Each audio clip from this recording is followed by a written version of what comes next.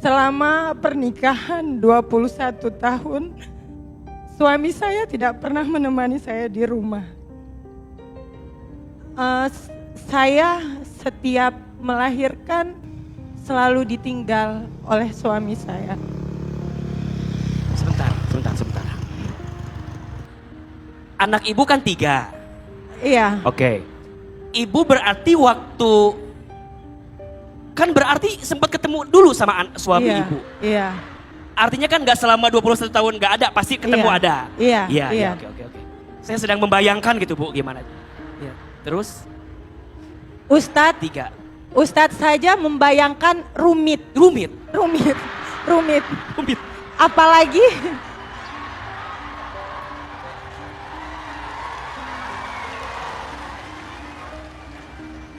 Iya, rumit. Terus? Apalagi ngalaminnya Bu ya? apalagi saya yang menjalankannya.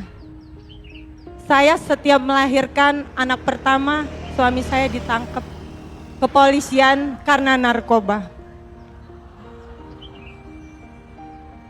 Saya memaafkan karena dia pilihan saya. Apapun yang dia lakukan, saya tetap memilih dia sebagai pendamping hidup saya. Setelah 1 tahun dia di penjara, dia berjanji akan berubah. Saya menanti kepulangannya dan kembali saya hamil anak kedua. Iya, oke. Baru saya paham sekarang Bu ya. Di kehamilan saya yang kedua dan saya melahirkan seorang anak perempuan, suami saya pun tertangkap kembali dengan melakukan kesalahan yang sama. Setiap suami saya bebas dari penjara selalu membawa satu penyakit yang saya tidak tahu apa yang dia bawa dari lapas. Pulang dia pasti mabuk-mabukan. Dia judi online dan dia gila perempuan, Ustadz. Saya sebagai istri selalu mengingat saya ingin mendapat surga dan memaafkan semua kesalahan suami saya. Tapi Ustadz tadi berkata orang yang menyakiti kita adalah orang yang terdekat. Setelah saya memaafkan, lahir anak saya yang ketiga. Karena apapun yang saya lakukan, saya berpikir saya lebih memilih hati anak-anak saya daripada hati saya. Lebih baik hati saya yang hancur. Setelah anak saya yang ketiga lahir, Ustadz, suami saya dipenjara lagi, Ustadz. Suami saya dipenjara lagi dengan menjalankan hukuman 6 tahun 6 bulan. Yang anak pertama saya yang dari kelas 4 SD sampai dia bebas kelas 1 SMA. Dan yang terakhir ditinggalkan 28 hari dia bebas, anak saya kelas 1 SD, Ustadz. Saya sudah tidak tahu lagi bagaimana hati ini, Ustadz. Saya tidak tahu saya tinggalkan atau teruskan. Suami saya baru bebas, Ustadz, 2 tahun yang lalu. Dan 1 tahun yang lalu dia tertangkap kembali yang keempat kali, Ustadz. 21 tahun, Ustadz, saya menahan untuk meninggalkan atau melanjutkan. Karena saya sudah tidak tahu caranya mau bagaimana. Semua ada di diri suami saya, Ustadz. Saya bukan mau membuka aib, tapi dari semua teman-teman yang ada di sini yang mengenal saya, mereka tahu pengorbanan saya untuk ketiga anak saya sendirian, Ustadz.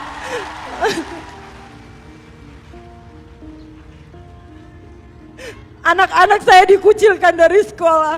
Dikatakan ayahnya seorang narapidana, Ustadz. Saya memindahkan anak laki-laki saya satu-satunya untuk pindah di setiap sekolah. Karena dia tidak terima ayahnya dikatakan narapidana. Suami saya terakhir tertangkap ini dia bersama 2 orang perempuan, Ustadz.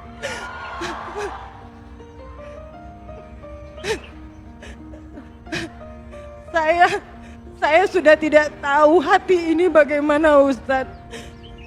Tapi saya tidak pernah mengajarkan kepada ketiga anak saya untuk membenci ayahnya.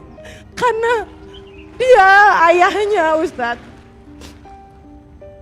Yang ingin saya tanyakan dengan Ustadz, harus bagaimana hati ini Ustadz sekarang?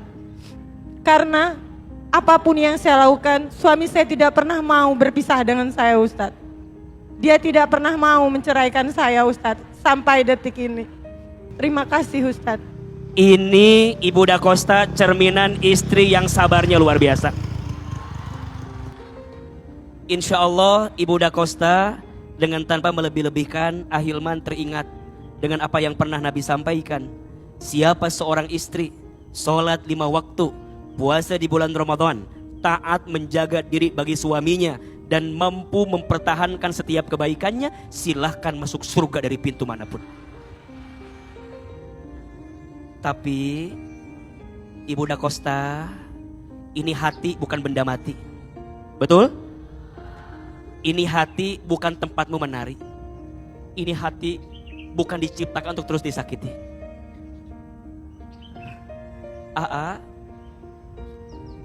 Rasanya ingin menyampaikan kadang kita bertahan itu boleh, tapi bertahan pada luka yang tak bisa disembuhkan, maka sebaiknya tidak kita hadirkan. Kalau ibu bertanya sama AA harus seperti apa, A?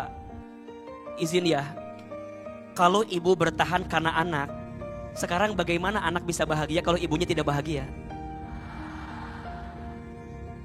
Maka kadang ibu harus pelan-pelan melepas, walaupun mungkin masih belum dan sulit, tapi izin ya, kadang kerasnya hati perlu kita hadirkan saat situasinya tak lagi mendukung kita. Sekarang kalau bertahan karena masih ada kebaikan bertumbuh, silahkan. Tapi kalau enggak, tentu berat. Tapi saya percaya setiap manusia itu pasti ingin berubah lebih baik. Setuju enggak? Maka nanti kalau suami ibu keluar lagi,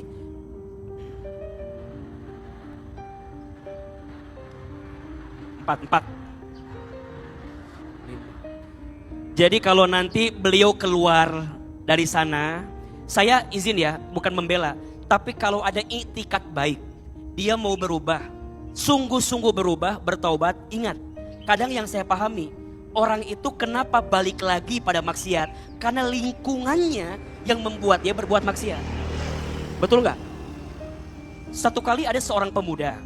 Pemuda ini curhat sama gurunya. Wahai Syekh, bagaimana caranya agar aku tidak mabuk lagi?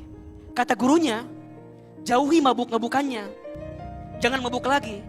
Kata dia, sudah Syekh. Ternyata setelah dikasih tahu, apa kata gurunya?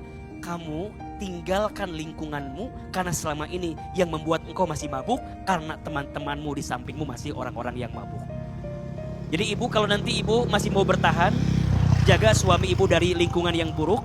Kalau bisa mah dikunci di kamar boleh lah. Masukin di kamar, ibu maafkan dan siap-siap ibu. Siap-siap, ya gitulah pokoknya nama ya. Ingat ya, lihat ya, kalau masih ada kebaikan bertumbuh, dia mau tobat, mau memperbaiki diri, bertahan. Tapi kalau udah nggak mau bertobat, udah nggak benar, nggak ada perubahan, ibu juga capek, ibu juga lelah, ya sudah. Kadang ibu harus pergi meninggalkan untuk bisa menemukan ruang kebahagiaan pada hati yang lain. Saya kasih doa, mau atau tidak? Doa saat kita dihadapkan dengan kebimbangan. Bismillahirrahmanirrahim. Ya muqallibal qulub, tsabbit qalbi ala dinika. Ya muqallibal qulub, tsabbit qalbi ala ta'atika. Ya Allah yang membolak-balik hati, tetapkan hatiku di atas agamamu, tetapkan hatiku di jalan terbaik. Amin. Ibu yang kuat, salam buat anak-anak. Ibu Osta, nanti AA nitip buat anak-anak di rumah ya.